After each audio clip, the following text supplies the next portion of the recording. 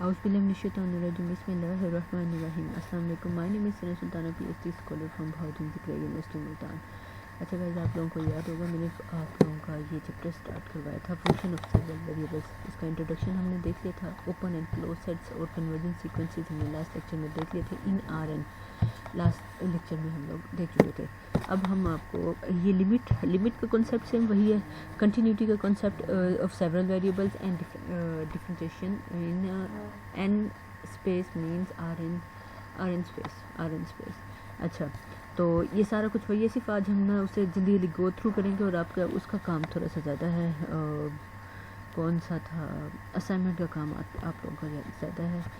Limit and continuity of several variables और ये differentiation in R n space. अब ये चीज़ें हम लोग देखने जा रहे हैं। सेम वही कॉन्सेप्ट जो आपने पीछे उसमें देखा था, जो आपने पीछे एफएससी में देखा हुआ था। सेम वही कॉन्सेप्ट है, सिर्फ अब रियल वन में आपने देखा था। सेम वही कॉन्सेप्ट है, सिर्फ अब ये होगा कि वहाँ पे आर के लिए था, अब यहाँ आर एन आ गया। सिर्फ आप लोगों ने डिफरेंस देखना है कि दोनों में डिफरेंस क्या है। मैं चलती हूँ अपने लेक्चर की तरफ और वो हमारे पास है। अच्छा, ये है आप लोगों को ने पीछे जो आपने किया था, वेक्टर्स आपको गिवन थे, आर एन वेक्टर्स आपको गिवन थे और आपने ना पीछे ये देख लें। ये क्वेश्चन आसान है और क्वेश्चन नंबर 1, 2 एक्स आपके पास गिवन है, वाई भी गिवन है, ए भी गिवन है, बी भी गिवन है। ही बस ये फाइंड करना है। चैप्टर नंबर 7 मुझे अच्छी तरह से याद है, कौन सा था, चैप्टर नंबर 7 था। चैप्टर नंबर 7 उसमें आप लोग ये निकालते थे, सारा कुछ गिवन होता था। ए को मल्टीप्लाई करें एक्स को, बी को मल्टीप्लाई करें वाई से, और मल्टीप्लाई करने के बाद जो आंसर है, दो वेक्टर्स बनेंगे, उन दोनों को ऐड कर दें। जो आंसर है वही आपने मेंशन करना है। ये तीनों पार्ट सेम इसी तरह करना है। अब थ्योरम है 5.1.2। इसको देखते हैं ये कौन सा थ्योरम है। ये थ्योरम है, ये थ्योरम है और वो कहते हैं इसे वेरीफाई करो। ये हमारे पास ये property, vector addition, commutative law, associative law, और क्या है ये आइडेंटिटी लॉ, इन्वर्स लॉ, और ये सारी प्रॉपर्टीज़ कहता है ये वेरीफाई करो। कैसे करना है वेरीफाई, देखते हैं पेज नंबर उसी पे जाते हैं, 300 पे चलते हैं, 300। अच्छा, ये देखें। अब वो कहते हैं प्रूफ थ्योरम जो है ये प्रूफ करो। अच्छा, उसे प्रूफ करना है एक बार। चलो इसे स्किप कर दो, उसका एक पार्ट हम नहीं प्रूफ करते, बच्चों वाले आसान है। आगे चलो। अच्छा, एक्स आपके पास गिवन है, ये ए बी सी डी में गिवन है और आपने सिर्फ उनकी मैग्नीट्यूड लेनी है। तो ये ऊपर मैंने आप लोगों को सिखा दिया था, फार्मूले ऊपर वाले यूज़ करें और इनके ये मैग्नीट्यूड निकालें। और ये क्वेश्चन नंबर 3 करना है, 1 करना है, 3 करना है, 4 में दो वेक्टर्स आपके पास गिवन है, दोनों को सब्ट्रैक्ट करें, जो एक सिंगल वेक्टर बनेगा उसका मैग्नीट्यूड लेना है। तो ये डी पार्ट भी इसके आपने खुद करना है। अच्छा, अब डॉट प्रोडक्ट ऊपर निकालना सिखाया था। ऊपर जाके देखें डॉट प्रोडक्ट का कौन सा फार्मूला है, वही इन दोनों वेक्टर्स पे अप्लाई करना है और ये क्वेश्चन नंबर 5 भी आप लोगों ने सॉल्व करना है। अच्छा, और क्वेश्चन नंबर 6 प्रूफ हटाएं इसे। एक्स नॉट गिवन है, नहीं इसे छोड़ें, इतना लेंथी उसमें ना जाए। ये एक्स नॉट और वाई नॉट आपको गिवन है और वो इक्वेशन ऑफ लाइन सेगमेंट वो निकालने के लिए कह रहा है। तो ऊपर लाइन सेगमेंट एक्स, अगर 2 पॉइंट गिवन है उनका लाइन सेगमेंट कैसे फाइंड करते हैं, वो फार्मूला आप लोगों को ऊपर मैंने प्रीवियस लेक्चर में बता दिया था। तो अब ये है, ये x1 x नॉट x1 आपके पास गिवन है। क्वेश्चन नंबर 9 भी आपने करना है। तो अब आपके असाइनमेंट में क्वेश्चन नंबर 9, क्वेश्चन नंबर 5, 4, 3 और 1, ये आप लोगों की असाइनमेंट हो गई है। तो अब हम चलते हैं अपने नेक्स्ट चलते हैं। नहीं ये चीज़ें हटाएं बस, ठीक है, इनफ है, काफ़ी है। अब आते हैं अब आए हैं हम continuous real valued function of R n variables. R of n variables mean R n space.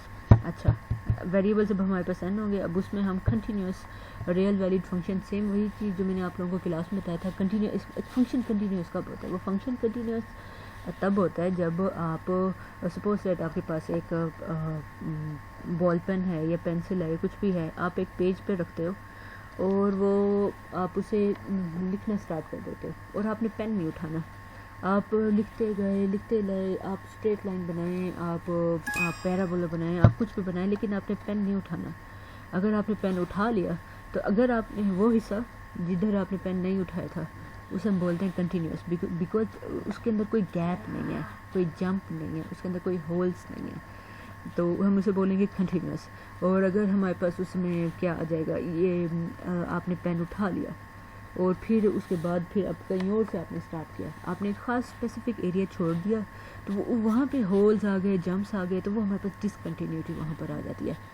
अब सवाल ये पैदा होता है, अब ये जो मैंने आपको एग्जांपल दिया ये हमारे पास है, ये आर की थी। रियल एनालिसिस 1 में आपने कंटिन्यूस फंक्शन इस टाइप के पढ़े थे, जिसमें क्या होता है, एक्स एक्सिस होता है, वाई एक्सिस होता है, आप ग्राफ प्लॉट करते हो, एक्स और वाई दोनों मिलते हैं, तो ये आप ज्वाइन करते हो तो एक फंक्शन आपका ग्राफ बन जाता है। वो सिंगल लाइन में था, लेकिन इसी तरह जब हमारे पास n वेरिएबल्स हो जाएंगे तो हमारे पास स्टोरी कुछ और बन जाएगी।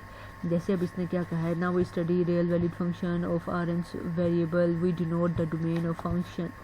रुको ज़रा मुझे एक बात बताओ, हमारा लिमिट और कंटिन्यूस ऑफ सेवरल वेरिएबल्स के बारे में पढ़ते हैं, उनके पहले कंटिन्यूस फंक्शन देखते हैं, फिर सेवरल वेरिएबल्स की लिमिट और कंटिन्यूटी को देखेंगे, एंड फिर डिफरेंशिएबल भी देखेंगे, एन वेरिएबल्स, ठीक है। अच्छा, तो ये we denote the domain of F को इस तरह से डिनोट करेंगे, the value of F at point इतना इज डिनोटेड बाय दिस, या इसको हम इस तरह से भी डिनोट करते हैं। अच्छा, we continue the convention adopted, ठीक है। अब वो कहता है वही जो हमने पीछे वही आपने ये जो 2.1 बोल रहा है, ये इसका रियल एनालिसिस 1 का, ये 2.1 मतलब ये डिफरेंशियल एंड कैलकुलस 1 वेरिएबल, मतलब रियल 1 में आपने ये चैप्टर पढ़ा था। तो वो कहता है सेम वही for the function of one variable वो कहता है if a function is defined by a formula, और फिर अगर हमारे पास फंक्शन है और इस फार्मूले से हम उसे डिफाइन कर रहे हैं without specification of its domain, इसकी डोमेन अगर हम मेंशन नहीं करते, it is to be understood that its domain is the largest subset of R n, ठीक है, for which the formula defines a unique real number, ठीक है। यही वो बता रहा है, आप x1 x2 xn की वैल्यू अंदर पुट करें, और पुट करने के बाद सिंप्लीफाई करने के बाद एक सिंगल नंबर आएगा ना, ये वही बता रहा है, f का आंसर एक सिंगल नंबर आएगा जब आप इन वैल्यूज़ को पुट करेंगे। तो आपका जो सबसेट है, जो भी आपकी डोमेन है, वो सबसेट है आर एन का, अगर मेंशन नहीं है तो। Thus in the absence of other, आगे क्या कह रहा है ये जो ये है ईच क्लोज बॉल वाइल, ये जो ये है, अच्छा मतलब ये बता रहा है, ये जो फंक्शन गिवन है ना उसे बोल रहा है ये वाली बॉल है, ये ओपन बॉल है, ये क्लोज बॉल है। आगे चलें, आज हमारा टॉपिक बहुत लेंथी है, हाँ आ गया, शुक्र है। अब वो कहता है the main objective of this section is to study limit and continuity of function of n variables, और वो कहता है द प्रूफ में of many theorems here are similar, और जैसे पीछे आपने रियल एनालिसिस 1 में पढ़े थे, सेम इनके प्रूफ वैसे हैं। So we leave most of them to you, तो मैं तो आप पे नहीं छोड़ूंगी, बस हम इसे पढ़ कर गो थ्रू करके आगे जाते हैं। अच्छा, वी से डैट ये फंक्शन आपने देख लिया, इस तरह का कोई भी फंक्शन होगा, इसका कोई ना कोई फार्मूला यहाँ पे डिफाइंड होगा। Approaches to a limit L, ये सेम वही कॉन्सेप्ट है कि हमारे पास जो फंक्शन है वो एक लिमिट एल की तरफ अप्रोच कर रहा होता है, as x approaches to x not. अगर एक्स एक्सिस पे आपने दो आपने डिमेंशन अपने दिमाग में रखने, एक एक्स एक्सिस, दूसरी हमारे पास होते हैं वाई एक्सिस। अब आपके को यही वो जो कॉन्सेप्ट जो मैंने आपको प्रीवियसली अपने ड्यूरिंग लेक्चर्स आपको पढ़ाया था, अगर आपका एक्स एक किसी स्पेसिफिक नंबर के करीब जाता जा रहा है, तो आपका फंक्शन भी किसी एक स्पेसिफिक नंबर के करीब जा रहा है, तो इट मीन्स दैट ये देखो हम इस तरह लिमिट जो है उसकी एग्जिस्ट कर रही है, मतलब limit x approaches to x not, x जहाँ एक्स नॉट के करीब जा रहा था, हमारा एफ ऑफ एक्स किसके करीब जा रहा था, एल के करीब जा रहा था। अच्छा, इसको इसी डेफिनेशन को मैंने लिखना आपको दूसरे तरीके से भी सिखाया था। If x not is x not के बारे में बताया जा रहा है, is a limit point of this, ये हमारे पास एक्स नॉट लिमिट पॉइंट है, ठीक है। वो कहता है तो ना, हाँ, for every epsilon there exist lambda such that this condition hold, ये कंडीशन होल्ड करेगी। ये आप लोगों को याद होगा, ये L minus F x minus L less than epsilon, और whenever x approaches to x not, ये हमारे पास पॉजिटिव एब्सोल्यूट वैल्यू तो पॉजिटिव होगी, but it is less than L lambda. और इसकी ग्राफिकल रिप्रेजेंटेशन, इसके बारे में बाकी सारी चीज़ें वो मैं आप लोगों को ड्यूरिंग लेक्चर बता चुकी हूँ। तो वहाँ पे सिंगल वेरिएबल के लिए था, यहाँ पे हमारे पास एन वेरिएबल्स के लिए आ जाएगा। अब उसकी एग्जांपल सेम वही तरीका, सेम वही काम, आपका ये एफ माइनस एल, आप एफ माइनस एल करो, इसे सिंप्लीफाई करो, करते करते हमारे पास ये आएगा एक्स एन, ये निकलेगा हमारे पास सिंप्लीफाई, और फिर आपने ठीक ठीक सही। और ये हमारे पास ये पूरा एप्सिलॉन बन जाएगा। ठीक है सही है। ये सारा आपने करना है, ये आसान है, मुश्किल नहीं है, और सेम वही तरीका है जो आपने रियल एनालिसिस 1 में आपने किया हुआ था। अच्छा, अब वो कहता है डेफिनेशन जो है ऊपर जो आपने पढ़ी है 2.1 definition does not require F define on x not. अब वो ये कह रहा है कि हम उसमें ये नहीं था, वो जो ऊपर लिमिट की डेफिनेशन थी उसमें वो ये नहीं कह रहा था कि फंक्शन की वैल्यू एक्स नॉट पर डिफाइंड होगी और even on deleted neighbourhood of x not. मतलब और फिर वो कहता है ये भी नहीं है कि हम उसके नेबरहुड में से एक्स नॉट निकाल दें, तो ये भी नहीं है। मतलब वो ये कह रहा है कि एक्स नॉट पर और उसके आसपास जो हैं पॉइंट्स हैं उन पर हम ये नहीं कह रहे कि फंक्शन डिफाइंड होगा, बस हम ये कह रहे हैं कि हम उस एक्स नॉट के करीब करीब जा रहे हैं। X approaches to x not और then function approaches to L. तो हम इस तरह का बिहेवियर होगा तो हम फंक्शन को बोलते हैं कि लिमिट जो है एक्सिस्ट करती है। और फिर हमने ऊपर लिमिट की दोनों तरह की डेफिनेशन देख लिया। एक और एग्जांपल है, ये आप लोग खुद देखिएगा, ऐसे कीजिएगा, पेपर पॉइंट ऑफ व्यू से भी इम्पोर्टेंट है और वो ये दोनों example paper point of view से भी इम्पोर्टेंट है और बाकी सारी चीज़ों के भी। तो पेपर पता नहीं ऑनलाइन होते हैं या उस पर होते हैं, अगर कैंपस में होते हैं फिर तो सही है, आप जितना लिखेंगे आपको मार्क्स पूरे मिलेंगे। अगर ऑनलाइन होते हैं तो ऑनलाइन में वही हाल होगा जो मैंने आपको बताया है कि मिड टर्म में असाइनमेंट चेक करते वक्त मैं मार्क्स देती हूँ, कोई उसमें खुला हाथ रखती हूँ, लेकिन जब मैं वो चेक करने आती हूँ ना, पेपर चेक करने आती हूँ, तो फिर उस पर मैं रूल्स एंड लॉज फॉलो करती हूँ। एक शानदार पेपर जो तीर लगा कर बहुत अच्छे उन्होंने लिखा हुआ है, वो पेपर तो एक बच्चा तो कर सकता है, किसी एक बच्चे की तो क्रिएटिविटी हो सकती है, पूरी क्लास की सेम क्रिएटिविटी नहीं हो सकती। तो ये जितने भी बच्चे हैं जो कह रहे हैं कि ये नहीं हमने अपना किया था, हम नकल नहीं लगाते, तो खैर वो आप लोगों का ईमान आप लोगों के साथ। मुझे जो चीज़ नज़र आई है, जहाँ मुझे नज़र आया कि ये पॉइंट है जो मैंने पिछले पेपर्स में भी चेक किया था, सेम वही पॉइंट, सेम वही क्रिएटिविटी किसी और बच्चे ने यूज़ की हुई है, तो फिर मैंने पीछे वाला भी पेपर ढूंढ के 0 मार्क्स देती थी और जो ये पेपर होता था इसको तो वैसे भी मैं 0 मार्क्स देती थी। तो ये इस तरह से पेपर नकल करने वाला और करवाने वाला ज़्यादा वो हुआ है। और इसमें जो चीख रहे थे, चीखने वाले वो बच्चे हैं जिन्होंने नकल करवाई थी। चलो मैं मान लेती हूँ आप लोग बड़े इंटेलिजेंट होंगे, आपने अपना पेपर खुद सॉल्व किया था, लेकिन आप लोगों ने दूसरे बच्चों को पेपर करवाई थी। अब दूसरे बच्चों ये भी मुझे पता चल जाता था, जो असली बच्चा जो होता था ना, वो उसका तो बहुत अच्छा लिखा हुआ होता था, स्टाइलिश, ब्यूटीफुल, हर चीज़ अच्छा होता था, लेकिन जो दूसरा होता था ना, अब उसे समझ तो नहीं आती थी, लेकिन उसे ये पता होता था कि इस तरह का डिज़ाइन मैंने बनाना है, तो वो सेम डिज़ाइन बनाता था। तो और सेम डिज़ाइन बनाने वाले को पता ही नहीं होता था कि ये इसने लिमिट लिखा हुआ है और लिमिट को उसने अपने अंदाज में एल कुछ इस तरह से लिखा हुआ है, स्टाइलिश करके लिखा हुआ है। स्टाइलिश बंदे ने तो स्टाइलिश बना दिया, लेकिन जिन्होंने उनका वो किया है, स्टाइल कॉपी किया है, स्टाइल कॉपी करते हुए उनसे गलती हो गई और वहीं पे मैंने उन्हें पकड़ लिया। और ISP के रूल जाके आप लोग देख लीजिएगा कि वहाँ पर बार बार उन्होंने बताया हुआ है कि अगर वह यहाँ पर ये काम होता है, कॉपी पेस्ट बच्चे करते हैं, तो आप उनको 0 मार्क्स दें। तो खैर मैंने तो अपने हिसाब से अपनी ड्यूटी सही दी है। अब आप लोगों का ईमान आप लोगों के साथ। अगर मुझे एग्जामिनेशन वाले कहते हैं कि इनकी रीचेक करो, तो मैं खैर वो बच्चे जिनका साफ पता चल रहा है कि उन्होंने वो किया है, क्या किया है, कॉपी की है, उन बच्चों को तो मैं 0 दूंगी। अगर मैंने उन्हें 2-2, 3-3 भी दे दिए तो उन्हें तो मैं 0 दूंगी। तो जिन बच्चों ने कॉपी नहीं किया, उन बच्चों के जितने मार्क्स हैं उनको रहने दूंगी, उनको फिर मैं नहीं वो करूँगी। चलो जिनके जो नकल वालों की वजह से उनको 0 मिले हैं ना, तो उनको मैं कुछ ना कुछ दे के उनको तो मैं कर लूँगी, लेकिन जो नकल वाले बच्चे हैं ना, उनको तो मैं नहीं छोड़ूंगी। उनको जो जिन्होंने बैठ के डिज़ाइन बनाया है उनको मैं नहीं वो दूंगी मार्क्स, उनके 0 ही रहने दूंगी। हाँ, जो बच्चे ने खुद अपनी अक्ल से किया उन लोगों को शायद मैं दे दूँ। अगर एग्जामिनेशन वाले मुझे कहते हैं तो मैं ये काम करूँगी इंशाल्लाह।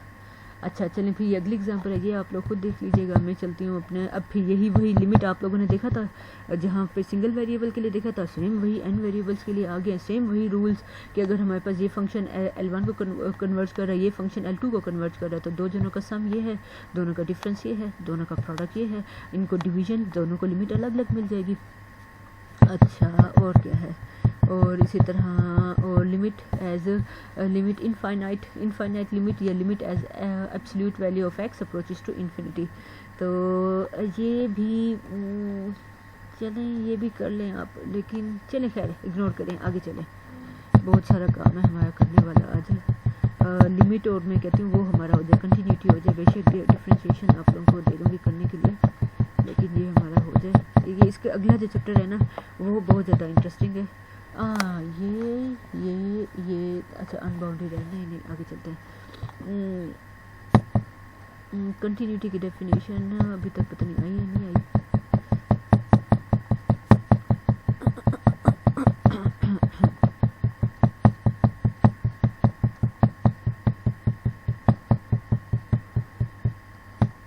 आ गई कंटिन्यूटी की डेफिनेशन आ गई, ठीक है। We define continuity of functions for functions of n variables. अब इसकी डेफिनेशन है quite similar to the definition of उसके सेम उसी तरह है जिस तरह आपने, अब मैं फ़र्क आपको बता देती हूँ। वहाँ पे ये था, वहाँ पे पीछे बहस हुई थी, ये जो ऊपर आप लोग जाके इसे बुक आप लोगों के पास ऊपर जाके ज़रा देखिएगा, ये देखें, ये इसमें आपने देखा था लिमिट में और कंटिन्यूटी में आप देखेंगे, आप कहेंगे वो इसमें तो कोई डिफरेंस नहीं है। अब मैं आपको बताती हूँ डिफरेंस क्या है। लिमिट में ये डिफरेंस है कि जब आपका ये एक्स नॉट के करीब जाना शुरू करेगा तो ये आपका एफ ऑफ एक्स है ये एल के करीब जाएगा। अब ये एल दुनिया जहान का कोई भी नंबर हो सकता है, हमें नहीं पता ये एल क्या चीज़ है, हमें नहीं पता, कोई भी नंबर है। आपका एफ ऑफ एक्स किसी भी नंबर के करीब जाना शुरू कर गया, अगर आपने का जो एक्स है एक्स नॉट के करीब जाना शुरू किया तो एफ ऑफ एक्स किसी नंबर के करीब जाएगा, तो हम इसे बोलते हैं येस आवर लिमिट एग्जिस्ट। अब कंटिन्यूटी में क्या होता है, कंटिन्यूटी में कहते हैं ना भाई ना, मैं किसी भी नंबर के करीब नहीं जाऊंगा। अगर मेरा x approaches to x not है तो मेरा F of x is equal होगा एफ ऑफ एक्स नॉट के बराबर होगा। अगर ये चीज़ होल्ड कर जाती है तो इस केस में हम बोलेंगे yes our function is continuous at that point. अब जैसे देखो पीछे उसने बहस की थी, वो कहता है लिमिट में मैं ये गारंटी नहीं देता कि मेरा ये जो फंक्शन है एक्स नॉट पर डिफाइंड है या उसके नेबरहुड पर डिलीटेड नेबरहुड पर डिफाइंड है या नहीं है। वो कहता है मैं ये गारंटी नहीं देता, लेकिन मैं ये गारंटी, अब कंटिन्यूटी बहुत बड़ा दावा कर रहा है। वो कहता है इफ़ एक्स नॉट डोमेन में है is a limit point of domain, ठीक है वो लिमिट पॉइंट भी है। अच्छा then we say that the function at x is continuous at x not if this condition hold. अगर ये कंडीशन हमारी होल्ड कर गई तो लिमिट हमारे पास ये है और ये कंडीशन होल्ड कर गई तो ये हमारे पास बन गई। अब इसको देखते हैं दूसरी वाली डेफिनेशन इसने मेंशन की है, यानी कि दूसरी वाली डेफिनेशन भी आ गई। कहता है सपोज दैट एक्स नॉट है, ठीक है, लिमिट है पॉइंट है, ठीक है, देन फंक्शन इज कंटिन्यूस, ठीक है। If and only if function continuous इस पॉइंट पे कब होगा, if for every epsilon there exist delta such that this condition hold. Same वही प्रॉपर्टी जो आप लोगों ने लिमिट में पढ़ी थी। अच्छा अप्लाइंग द थ्योरम, अच्छा ठीक। अब वो कहता है ये देखें, अब ये बात वो कर रहा है, कहता है एक्स इसमें बिलोंग करता है, होता है, इट इज़ अंडरस्टूड। और इसी को वो कहते हैं if F is continuous on this. अच्छा ठीक है, अब ये बताती हूँ। अभी तो यहाँ बहस हो रही है कि फंक्शन किसी एक सिंगल पॉइंट पर कंटिन्यूस है ये नहीं है। अब यहाँ पर वो बता रहा है अगर फंक्शन किसी एक सेट एस के हर पॉइंट पर कंटिन्यूस है तो फिर हम उसे इंग्लिश में क्या पढ़ेंगे, जैसे इसे हम इंग्लिश में कह रहे थे function is continuous at x not, मतलब फंक्शन सिर्फ इस एक पॉइंट पर कंटिन्यूस है। अगर एक सेट है एस, उसके हर पॉइंट पे फंक्शन कंटिन्यूस है तो हम फंक्शन को बोलेंगे function is continuous at every point on x not. तो हम उसे पढ़ेंगे क्या, उसे हम ये पढ़ेंगे F is continuous on S पर कंटिन्यूस है। अब देखें अगली एग्जांपल है, अब ये भी सेम वैसे है जैसे आपने पीछे की थी। अब कंटिन्यूटी हमने देख लिया है, लिमिट हमने देख लिया है आर एन में। अब डिफरेंशिएशन भी देख लेते हैं, डेरिवेटिव वगैरह भी देख लेते हैं। वेक्टर वैल्यूड फंक्शन आ गया, कंटिन्यूस फंक्शन आ गया। चलिए नेक्स्ट लेक्चर में ये कर लेते हैं या अभी कर लें। डेरिवेटिव का है, मुझे वो नज़र नहीं आ रहा, आगे करती हूँ जल्दी। बाउंडेड फंक्शन आ गए, बाउंडेड फंक्शंस आ गए हैं। Intermediate value theorem, uniform continuity आ गई है। यूनिफॉर्म कंटिन्यूटी आप लोगों ने देख ली थी, सेम वही डेफिनेशन यहाँ पे यूज़ हो रही है। डेफिनेशन ऑफ यूनिफॉर्म कंटिन्यूस और इससे same as a function of one variable F is uniformly continuous on a subset S of a domain R n if for every epsilon there exist delta such that this condition hold. ठीक है, same वही है property जो आप लोगों को मैंने class में पढ़ाई थी। अच्छा ये क्या है, अब ये एक्सरसाइज है, चलें इस एक्सरसाइज को हम लोग नेक्स्ट उसमें कर लेंगे, नेक्स्ट वीक के लिए असाइनमेंट में रख लेते हैं। अब ये हाँ ये डिफरेंशियल इक्वेशन ये यहाँ से स्टार्ट हो रहा है, तो हम देख लेते हैं नेक्स्ट वीक हमारे पास properties of continuous function on compact set और साथ में डिफरेंशियल। चलिए ये इन दोनों को हम ओवरव्यू ले रहे हैं और इतना कुछ नहीं कर रहे इसमें से। जो थ्योरम मैं खुद करवाऊँ, जो चीज़ें मैं खुद करवाऊँ, सिर्फ आपने वो करनी है, पेपर कॉन्ट्रीब्यूशन सिर्फ वही करनी है। अभी इसके लिए इतना काफ़ी है। सुनने में यही आ रहा है आप लोगों का पेपर 65 मार्क्स का है और 10 मार्क्स की आपके अटेंडेंस के मार्क्स हैं, मतलब 75 हो गया। तो और मिड में आपके 25। तो और अब ये कुछ कर रहे हैं, क्या कर रहे हैं अभी सुनने में आ रहा है, कंफर्म नहीं है, देखते हैं क्या होता है। असाइनमेंट के भी पता नहीं क्या करेंगे, अब निकालते हैं कोई रूल्स एंड देखेंगे, जब से कंफर्म होगा आप लोगों के पोर्टल पे आप लोगों को इन्फॉर्मेशन अपडेट हो जाएगी। चलिए ठीक है बच्चों, मैं फिर चलती हूँ, इंशाल्लाह मिलती हूँ नेक्स्ट लेक्चर में नेक्स्ट टॉपिक के साथ। तब तक अपना बहुत ज़्यादा ख्याल रखिएगा। अल्लाह हाफिज़।